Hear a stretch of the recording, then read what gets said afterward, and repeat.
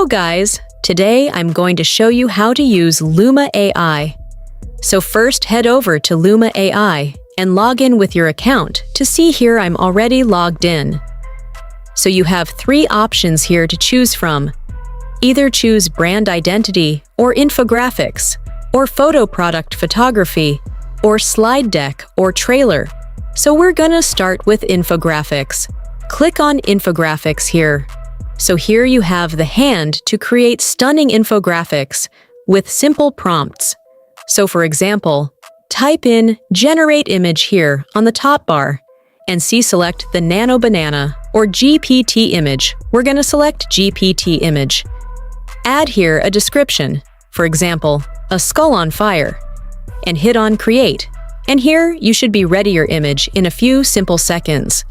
So Luma AI is generating our image with a single prompt, and just wait for there. You can also talk with Luma AI where the image is being generated here. So, as you see, our image is successfully created. You can also choose to add a sample brief or a creative brief here. For example, you can add a target audience, narrative flow, topic and scope of your creatives and formats. Here you can also create a brand identity with Luma AI. So you can choose to take him to design full website layout with all the requirements that you have. You can also add the text here. You can also add frames, etc. You can upload media also. So you get the idea, guys. With these 2 options, you can select also the product photography.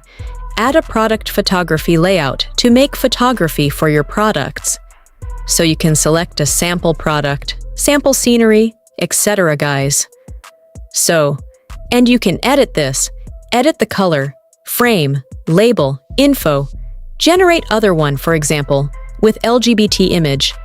And that's it, guys. We learned a few simple steps how to use Luma AI. If you found this video helpful, please consider to like and subscribe the video, and don't forget to like and share. Thanks for watching and see you in the next video.